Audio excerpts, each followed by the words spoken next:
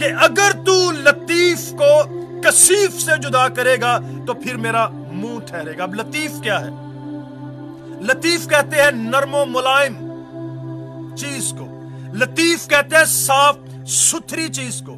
लतीफ का मतलब है पकीज़ा होना, लतीफ का मतलब है उम्दा और लजीज, साफ और शफाफ चीज को कहा जाता है लतीफ, जिसमें किसी तरह की अमेजिश ना हो।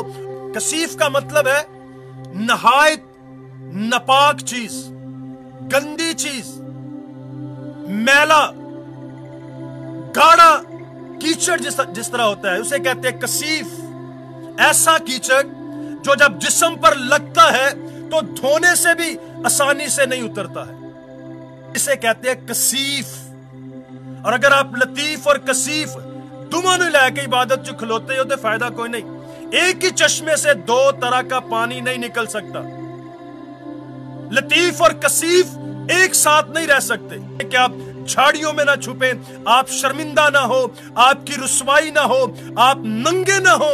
हमें खुदा के बर्रे यीशु मसीह में हमारी शर्मिंदगी और हमारे नंगेपन को ढांपा गया है। यिर्मयाह नबी के जमाने में कौम ऐसी थी, यहोवा का भी इकरार करते थे और गैर मबूदों का भी इनकार नहीं करते थे। आज हमारे भी बहुत सारे हैं, आंदे ने फिर भी कोई नहीं गल, वो भी ते सियाणे ही ने ना, आखिर वो भी ते खुदा अल्लाह ही ने ना।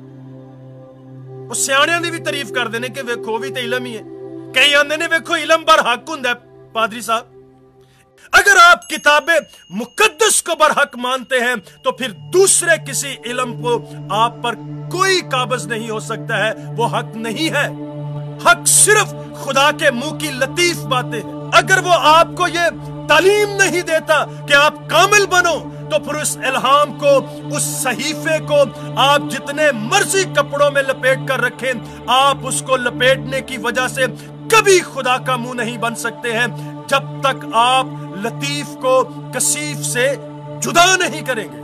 अगर आपका लहजा बदल गया है, आपकी जुबान बदल गई है, आप कहर अंगेजी से बोल रहे हैं, आप गंदी जुबान इस्तेमाल कर रहे हैं, आपने गाली गलोच करना शुरू कर दिया है, आपका लहजा रवैया बदल गया है, तो इसका मतलब है कि लतीफ गिरजे जाता है, कसीफ का हारी है। अगर तू लतीफ को कसीफ से जुदा करे, जब ऊपर से पानी बड़ा साफ शफाफ नजर आता है, लगता है लतीफ है, आप एक पत्थर उठाकर उसमें फेंक कर देके सारी लताफत खत्म हो जाएगी और नीचे से वो कीचड़, वो कसीफ, वो गंदगी, वो मैला कुचैला कीचड़ ऊपर आना शुरू कर देता है और वो सारी लताफत को खत्म कर देता है। ईमानदारों की जिंदगियां भी कई दफा ऐसी होती हैं, ऐसे जोहड़ों की तरह, इंज दे छपड़ा की तरह। यीशु मसीह ने कहा तुम्हारे अंदर से नदियां जारी हो, छप्पड़ नहीं बनना।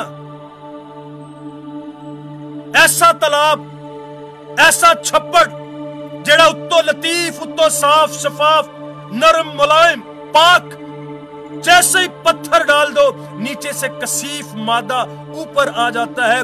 खुदा ने हमें जिंदगी के लिए बुलाया है। खुदावंद यीशु मसीह ने कहा तुम्हारे अंदर से नदियां जारी होंगी। अफसोस ऐसे ईमानदारों पर, अफसोस ऐसी जिंदगियों पर जिन्हां दा हाल छप्पड़ दी तरह है। छप्पड़ जैसी जिंदगी है, उत्तो साफ शफाफ, प्रेज द लॉर्ड, लेकिन अंदर गंदगी है, कसीफ पर है, मैला, मैल कुचैल, गाड़ी, गाढ़ा कीचड़, गलीज चीजें जात में, जहन में ठहराई हुई हैं। और ये लतीफ को कसीफ से जुदा करना है।